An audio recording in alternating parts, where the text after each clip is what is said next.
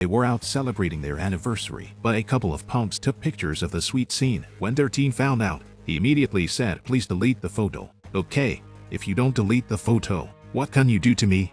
After saying that, he published the photo on the social media platform. Stafford is yelling for 13 not to bother with them. 13, however, stared at the punks. Listening to the other party's taunts, Stafford's wife really hoped that her husband would beat him up. But in the next second, that hope was completely dashed. However, even though 13 was so insulted, he chose to hold his tongue. He went home and took a cold shower. He wanted to end the matter in this way, but even Stafford's wife didn't know how ruthless her husband's other identity really was. For 18 years, in order to retire from the world and live a small life, 13 had been supporting his family by selling used cars. On this day, his wife signed up for a boxing class, thinking of the sandbags as those punks, then punched the coach, Maya, in the face. Afterwards, she apologized to the coach and bought him a milk tea, but she didn't pursue her too much. Meanwhile, 13 is taking his kid to the supermarket, but the moment he opens the glass door, a man with a dirty braid walks towards him. 13 thought to himself, "The one who comes is not good. The one who comes is not good." The next second, the man with the dirty braids punched the glass and kicked 13 in the back. The kick knocked 13 down to the ground. "Bro,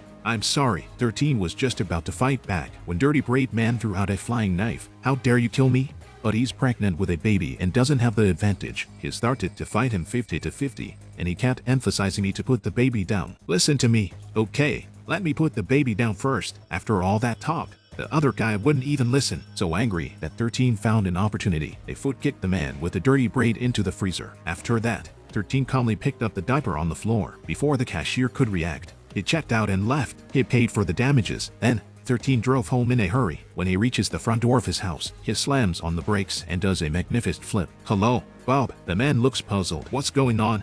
Back at the house, 13 realizes in his mind he may have to go back to work. The guy's digging a hole in the wall with a pocket knife. He did it for a reason. He pressed a button and it clicked. The cover on the side of the stairs popped right open. Out of it came a black bag buried in the ground. After 18 years in storage, it opened again with a fishy odor. The pistol should still work, but the passport had expired. Then, he pulled out two large plates of money from the side. After that, he called his brother May, whom he hadn't talked to in years. The other party was shocked and thought 13 was dead. 13 didn't say anything, just asked for help to change his family's identity. "Lo, how dare you contact me?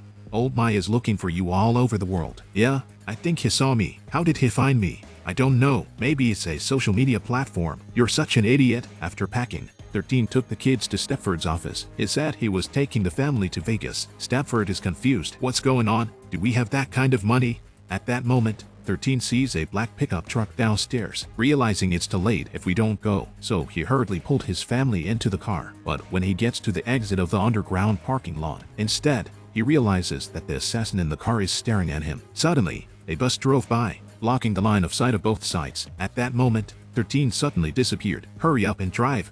While the assassins are circling the parking lot, 13 runs off in the other direction. He thought he'd lost them. Unexpectedly, the big black pickup truck caught up again. Then it accelerated to catch up with 13. 13 saw that it was no match for you and hurriedly steered into the side road. The wife and kids were confused. Where was he taking us? They were curious about their dad's behavior. 13 laughed and said it was a shortcut and fun to drive. But when he turned his head again, the big black pickup truck was still following. 13 realized something was wrong. He rushed to his workplace and opened the door with a remote control. The big black pickup behind him stopped. 13 quickly drove it into the garage. As his family watched, he lifted the car for maintenance. As expected, 13 found a real-time tracking device under the car, so he removed it. He then quickly found a coworker in the unit who liked teeth. He installed the tracking device into his car. With that, 13 finally got rid of the killer. Soon, the family drove to Las Vegas. They drove less than a mile with his wife in the passenger seat, took pictures and posted them on social media, thinking that being famous would make him an internet sensation. But this made 13 very angry, because old Mac would use the information to find them again. So, he confiscated the 3 cell phones and threw them through the window. The whole family is stunned by their father's action. 13 says that our family will become closer without cell phones. Though they are not happy with this statement, they sing a cheerful alphabet song. Meanwhile,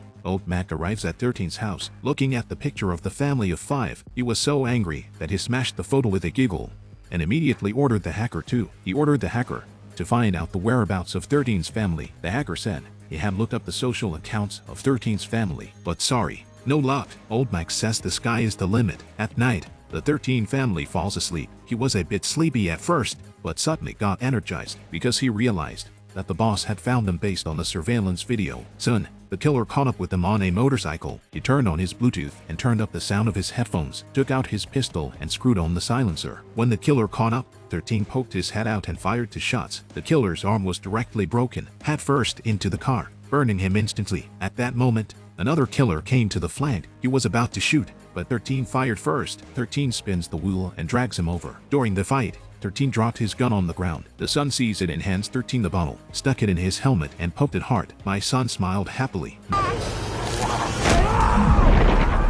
Not long after, the most ruthless killer came after me. I was looking forward to a big show of force, but I didn't expect this. My wife freaked out and asked who it was. What's wrong?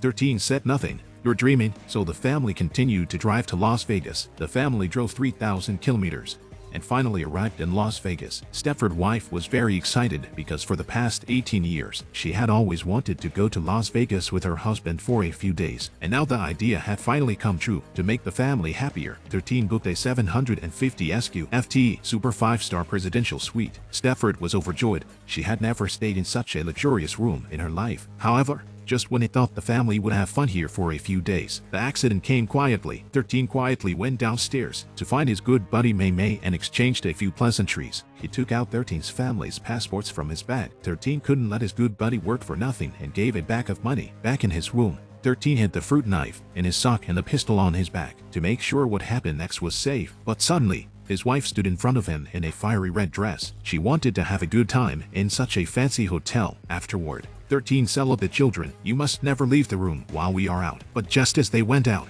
they forgot all about what they had just said. They were dancing in the square.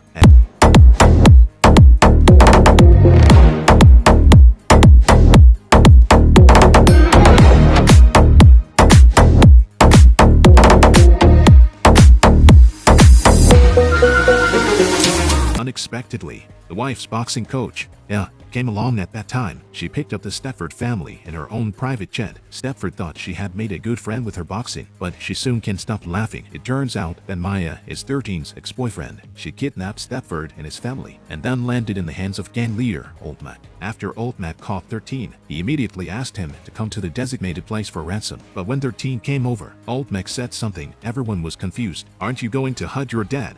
"Dad, what's the point of doing this now?" "I'm sorry. What did you say?" "Kyle, I'm your grandfather. I can't believe they're father and son. But Mac's not a good guy. He's a criminal. He's done everything. He even threatened his son to get 13 to rejoin the games. They're his daughter-in-law and grandson. For the safety of his family, 13 can only pretend to accept. He has to wait for Old Mac to let his guard down." Stepford is no slouch either. She pushes the fat guard under the building.